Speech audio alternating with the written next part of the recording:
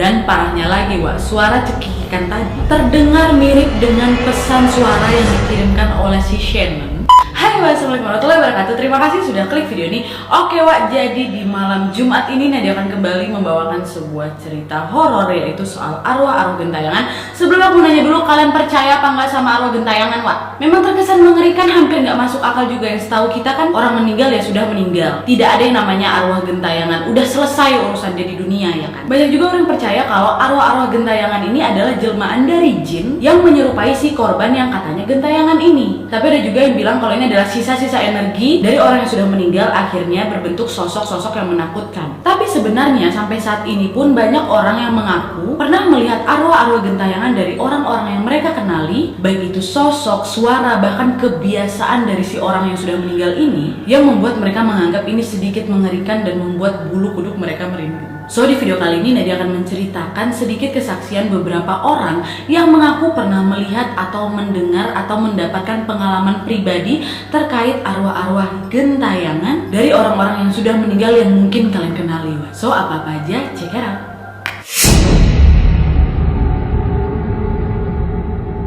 Yang pertama, arwah Angeline. Kisah Angeline ini sudah pernah aku bahas di videoku sebelumnya. Kalian boleh nonton videonya habis video ini, linknya aku sertakan di description box di bawah. Dan seperti yang kita tahu, Angeline ini merupakan seorang bocah berusia 8 tahun yang dibunuh dan dikubur di dekat kandang ayam milik rumah orang tua angkatnya yang bernama Margaret. Dan kisahnya ini betul-betul menarik perhatian publik pada saat itu. Dan konon katanya kejadian tragis yang dialami oleh Angeline ini juga menyisakan kejadian-kejadian mistis oleh sejumlah orang pada saat berada di kediaman Angeline ini, dan juga menjadi perbincangan banyak orang. Wah, aku belum apa-apa udah merinding aja, padahal siang-siang bolong. Nah, kejadian-kejadian adalah pertama, suara lembut anak kecil. Katanya nih, sebelum jenazahnya si Angeline ini ditemukan, seorang relawan yang turut melakukan pencarian di rumahnya Angeline itu pernah mendengar suara lembut anak kecil di sekitar lokasi rumah orang tua angkatnya Angeline tersebut. Wah, tepatnya di Jalan Sedap Malam nomor 26 Sanur, Bali. Nah, terus katanya juga nih, si Agus, salah satu tersangka dari pembunuhan si Angeline, mengaku sering didatangi oleh Angeline lewat mimpinya, dan katanya si Agus ini juga sering mengalami gangguan-gangguan aneh gitu. Selain itu juga dikatakan hewan peliharaan yang banyak kali di dalam rumah orang tua angkatnya si Angeline ini juga sering ribut bersahutan gitu. Wah, cerita ini dikatakan oleh seorang warga di sana yang bernama Valen, di mana dia ini menceritakan pengalaman menyeramkannya ketika berada di rumahnya Angeline. Jadi waktu itu di suatu malam si Valen ini sama kawan-kawannya duduk lagi tuh di sekitar rumahnya si Angeline. Nah, di malam itu suasana hening-hening aja nih, Wak. Tiba-tiba di waktu yang bersamaan, seluruh ayam, kucing, anjing peliharaan orang tuanya si Angeline itu bersahutan secara serentak, Wak, di dalam rumahnya si Angeline ini. Saking seramnya kabur mereka semua pada saat itu, Wak. Karena nggak kayak biasanya kalau memang bersaut-sautan ya paling 1 atau 2 binatang aja nih, nggak secara bersamaan semuanya tuh. Apa nggak ada potong-panting mereka langsung. Dan selain itu ada juga misteri pianika yang hilang. Pianika kalian tahu kan, alat musik yang ditiup kayak piano kecil tuh kan. Nah, jadi pianika ini adalah sebuah hadiah yang diberikan oleh sukarelawan bernama Pak Oga yang bersimpati kepada si Angeline. Nah, pianika yang diberikan oleh Pak Oga ini tiba-tiba hilang misterius di dalam rumahnya Angeline. Nah, waktu itu dia agak curiga, kok bisa pianika ini hilang, padahal rumah itu kan lagi dikasih garis polisi kan, jadi nggak sembarangan orang boleh masuk tuh. Toh itu juga cuma pianika. Dan Pak Oga ini juga tahu di mana dia letakkan pianika itu.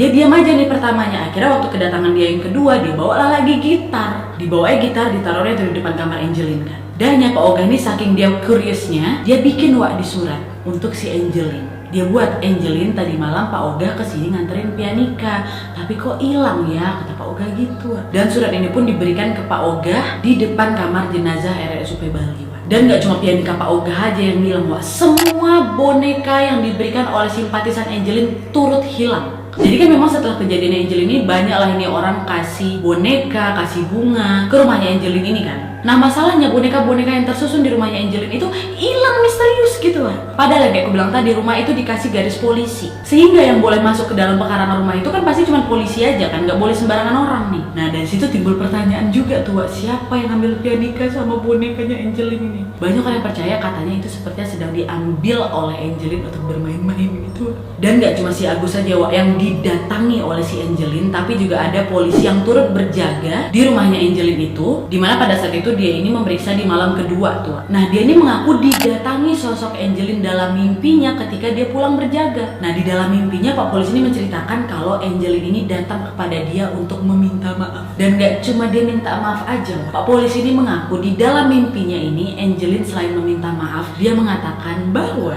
Angelin ini seperti memberikan isyarat bahwa yang membunuhnya ini ada 4 orang. Dia memberitahukan kepada polisi ini lewat mimpinya dengan isyarat menunjukkan 4 jari tangannya gitu.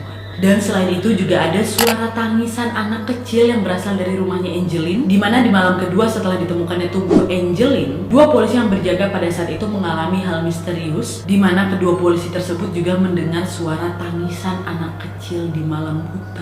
Nih ya, Wak, ya nggak cuma bonekanya aja yang hilang. Katanya juga nih, beberapa boneka-boneka yang tersusun di rumahnya Angelin itu suka gerak sendiri. Ini juga menurut kesaksian dari 2 polisi yang berjaga di rumahnya Angelin itu mengatakan mereka melihat ada 1 boneka di atas tumpukan bunga-bunga yang diberikan oleh simpatisan dari si Angelin ini tiba-tiba bergerak sendiri, Wak. Gak cuma 1 orang ngelihat, 2 orang. Pertama polisi tuh ngelihat, aduh, ini perasaan aku aja nggak ya? Waktu dia bilang ke kawannya juga lagi lihat tuh. Wak, kok nengok? Iya, aku nengok.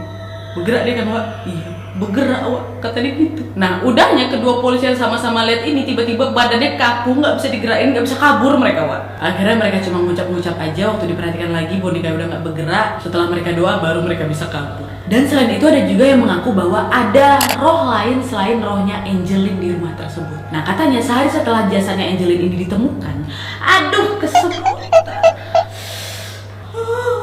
Beberapa paranormal dan kerabat Angelin datang ke sana untuk mengadakan upacara pengulapan untuk pemanggilan arwah Angelin supaya tidak bergentayangan. Dan menurut perkataan dari paranormal yang melakukan ritual tersebut, dia mengatakan bahwa Angelin ini anak yang baik, dia tidak pendendam. Anak ini bilang bahwa dia ini akan kembali ke nirwana saat jasadnya ini dikubur. Dia hanya minta agar sayangilah anak-anak dan jangan buang anak-anak, kata paranormal itu. Karena paranormal ini ya dia mengaku berkomunikasi lah itu dengan arwah Angelin itu, entah ya tangga lah itu kan. Nah, tapi paranormal ini juga mengaku bahwa di rumah tersebut gak cuman ada roh dari si Angelin aja, tapi ada beberapa roh-roh lain yang katanya energi juga bercampuran antara negatif dan positif ada juga di sana. Hal ini ceritakan lagi nih sama polisi yang turut berjaga malam di sana, di mana dia ini mendengar ada suara anak-anak yang melangkah seperti dia ini meloncat-loncat. Padahal dalam rumah itu nggak ada satupun anak kecil. Dan nggak cuma dia sendiri aja yang dengar, Wak. Kawannya juga turut mendengar suara langkahan dan loncatan dari anak itu. Dan kesaksian terakhir yang aku dapat nggak cuma berada di sekitar rumahnya Angelin aja, Wak, tapi di bekas sekolahnya Angelin juga. Hal ini disampaikan langsung oleh kepala sekolah SD tempat Angelin dulu bersekolah, di mana Ibu Ruta ini mengaku bahwa Angelin ini pernah hadir di ruangan tempat dia bekerja. Nah, waktu lagi datangin untuk wawancara nih, Ibu Ruta ini bahkan ngomong, saat ini Angelin hadir bersama kita loh, kata dia gitu. Dan Ibu Ruta ini kemudian menunjukkan foto hitam putih ukuran 10R gitu yang memperlihatkan senyum dari si Angelin, fotonya Angelin itu. Dan foto berfigura itu pun dipajang oleh Ibu Ruta pada rak-rak yang penuh piala di ruangan dia. Nah, Ibu Ruta ini juga ngomong Angelin ini seharusnya masih berada dalam kelas, tapi biarlah dia ini belajar di sana, di dekat piala-piala itu.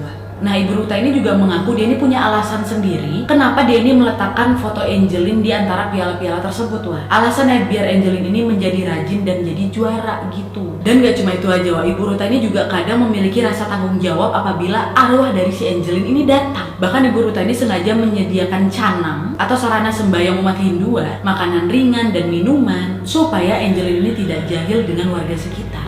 Ibu Ruta ngomong nih, emang sih kalau Angelin datang dia tidak mengganggu, tapi kalau dikasih jajanan dia bakal lebih tenang gitu. Ini kesaksian dari Ibu Ruta yang aku kutip langsung dari artikel liputan6.com ya, Wah.